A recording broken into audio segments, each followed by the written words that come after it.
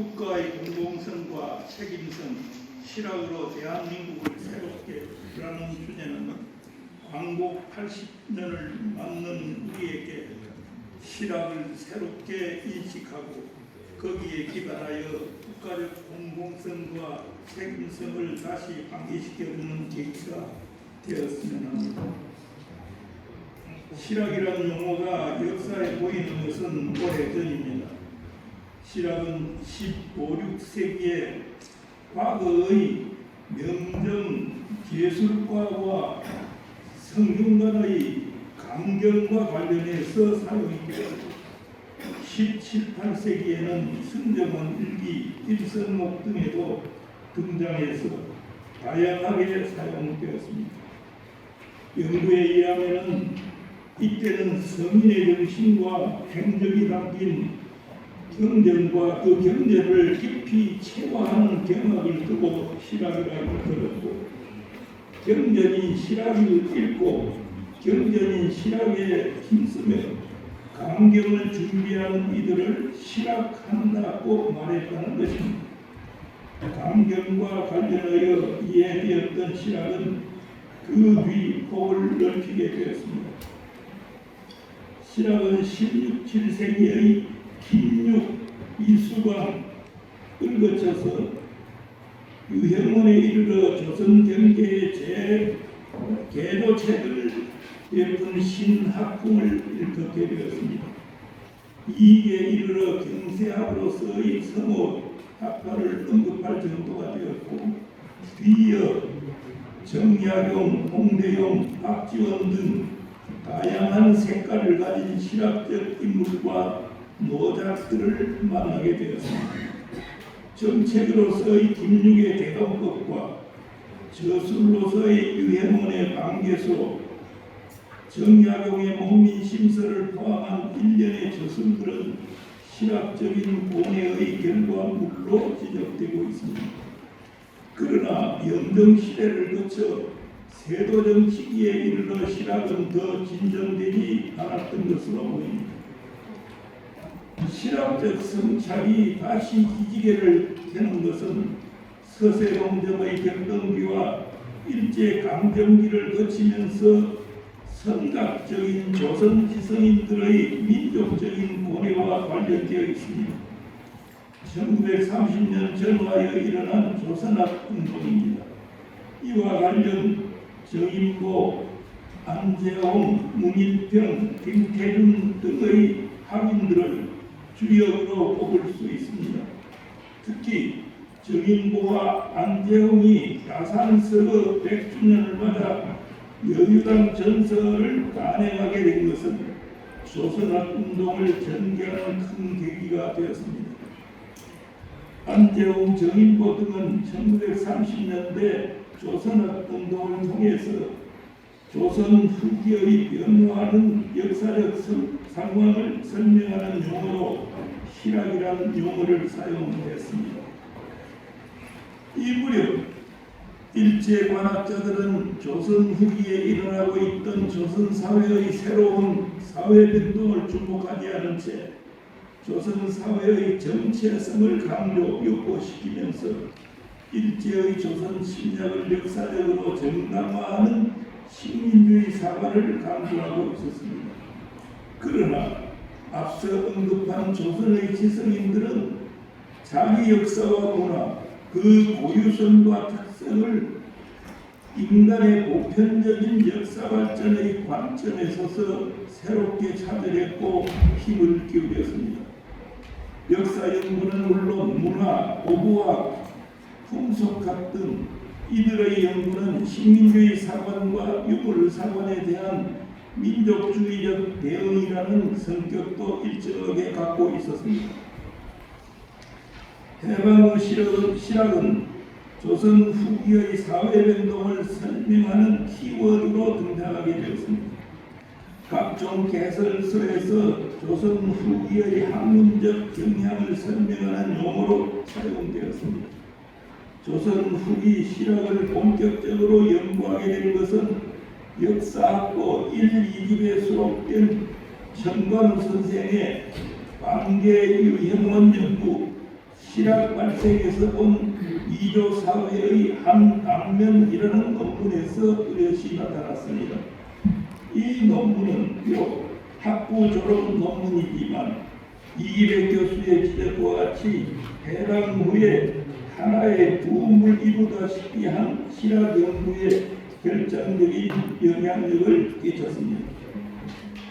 정관훈 선생이 이렇게 실학에 관심을 갖게 된 것은 해방 직전 서울의 그의 친척집에서 약 2달 동안 안재홍 선생과 동거하며 한 열흘 정도는 하루 한두 시간씩 구술을 받아 쓰는 독대 강의를 받은 사실과 무관하지 않습니다. 여기서 해방 후의 실학 연구는 1930년대의 조선학 연구와 일정하게 연결이 됩니다. 정관훈 선생은 양난 이후 무너지다시피 했던 민중의 삶에 고민했던 반개의 고민을 알았습니다. 그것은 토지 소유 관계를 비롯하여 토지세, 노동력, 특산물 등 농민의 부담 형태와 과거제, 학제, 관제, 국방체제 등에 관한 것이었습니다. 그는 이 논문에서 실학의 역사적 위치도 밝혔습니다. 그에 의하면 반개 이전은 실학의 준비이요 반개 이후 이익과 그의 제자들에 이르러 학파로서 성립이 되었습니다. 박제가 홍대용, 정약용에 이르러 실학이 시대사조의 시대적 경향으로 되었고 이규경, 최한기 등을 거쳐 실학이 근대문명과 닿게 되었다고 지적했습니다. 실학 연구는 해방 후 20세기 후반기에 더욱 알차게 진행되었습니다. 실학은 조선 후기 내재적 발전을 통해 조선 사회가 근대화되어 갔다는 소위 내재적 발전론을 설명하는 한 근거가 되었습니다. 21세기에 들어서서는 실학에 대한 열정이 예전만 같지 못하지만 이를 독자적으로 연구하겠다는 기관까지 설립된 것은 고무적입니다. 실시학사 야산연구소도 그 한 예입니다.